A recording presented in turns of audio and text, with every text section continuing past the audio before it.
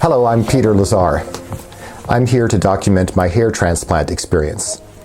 I'm going to go through the process from beginning to end, from my decision making, through selecting a clinic, through actually showing you pictures before and after and at the clinic itself. So I hope this will be all useful information for bald guys like me who are looking to do something about their bald head. Today is Monday, and actually I only made this decision on Thursday about actually going ahead with this. I'd been speaking for years about doing this, and it seemed very onerous.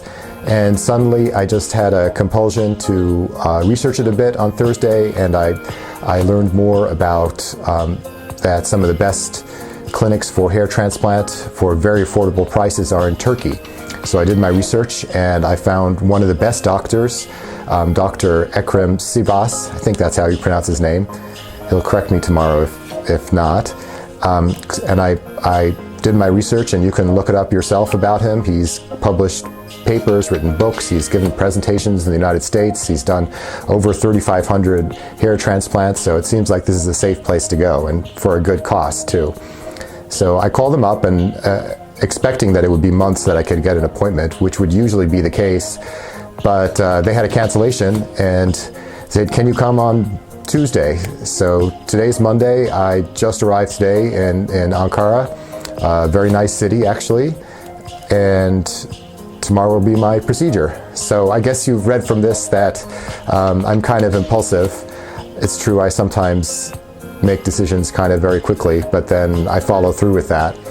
I'm very grateful to my supportive wife who said that she liked me the way that I am, but that if I want to do it, then go ahead.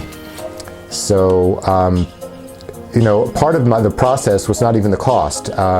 Although when you find out what the costs are outside the US, it'll probably grease the skids and make it a lot easier for you to make the decision to go ahead with it. But really the thing I was struggling with was about the vanity aspect of it. I was just feeling kind of like it's a vain thing to do, to get yourself new hair. And but then I kind of rethought it, my rationale for it. I think similar to people who are one gender but really feel like another gender. I'm bald, but I feel like somebody who has hair. It's almost like people who have had a limb cut off. You hear about ghost limbs where you can still feel it. Well, I can still feel my hair. I feel like I have hair. And I'm not looking for a thick head of hair, as a 48-year-old.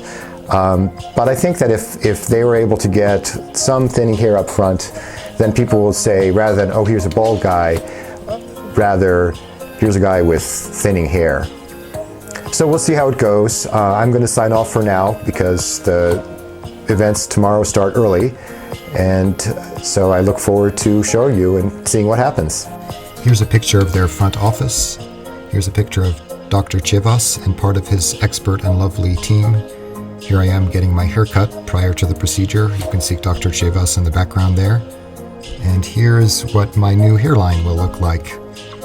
Yes, we will have two different steps. The procedure, first step, we are going to extract your grafts, and second part, we are going to transplant. And the first part, you will have three different positions, and second part, you will lie down your back. Will be more easy for you. Okay, and how long will the procedure take? 8-9 hours. It depends. Okay, and will it be painful? No, you will not have any pain. I'm going to make your anesthesia very specific approach. You will not have any pain. After the operation, we are going to talk about pain. Okay, and then what are the stages of recovery for it? Recovery, 10 days will take you recovery time. The first 10 days you will have some crowns, your transplanted area and your donor. And 15 days later, your hair will start the shedding. And 2 months later, it will start regrowing. 8 months later, you will see your result. And in 12 months, it will complete. Okay, and do people typically do it more than once? So if I were to come back? It depends. For some patients, they are doing this second session or third session. But for me, I'm going to design your hairline and your transplantation. You will not need any second operation about the natural result. because you will change, your appearance will change in your first session completely, because we are going to design your hairline and your frame will change your appearance. So tell me about why FUE has become so popular versus FUT. Right? Then because the scar, the mostly, it not leave any scar the back. And the second part, you can use the everywhere of the donor area. And recovery time is more less painful or less discomfort than the FUT. And the result is more natural than the FUT. Why is that? Because it's dividing the grafts under the microscope need more experience and more time, and sometimes you cannot divide the grafts with the follicular units or the grafts. Okay, thank you. You're welcome. Here's a picture they let me take halfway through the procedure. Those are actually my 3,400 hair follicles taken from the back of my scalp, waiting to be implanted on top of my head.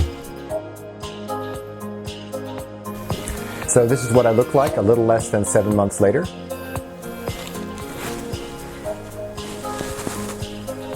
So I'm no longer a bald guy. I'm thinning haired guy, which was my goal, but I don't think if somebody looked at me, they'd call me bald guy. And if you saw from the earlier footage, I was stage 6 or whatever, on the highest on the scale with just hair around the edge. I really credit this in just 7 months, largely to the skill of Dr. Cevas and his team. They were able to do 3,400 grafts in one sitting. It was about 8 hours. It was really painless and relaxing. I was listening to music. They just used local anesthetic lidocaine during the procedure. In the hotel, there was another German hair tourist going to a different doctor, and I was surprised that he had a bandage on his head for 3 days at that hotel, and he told me he was doing about 3,000 grafts, but they were doing it over a period of 3 days. But I think this is also a credit to Dr. Cevas and his team. They're so efficient. It's a lot of work, but they work. It's just amazing to watch them. It's like they're in the zone, when they're doing this. Total flow and total concentration.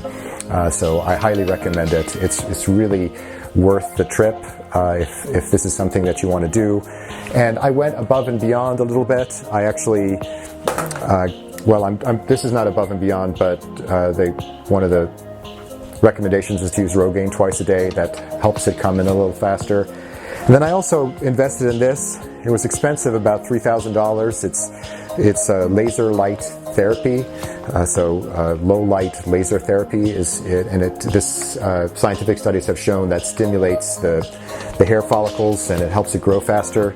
I don't know if there's a really great brand out there yet. This brand is Capitalist, and it worked fine once I put this headband on it, but it's really not shaped like a human head. It's more of like if you had a round head, so it's a little bit inconvenient, but it works.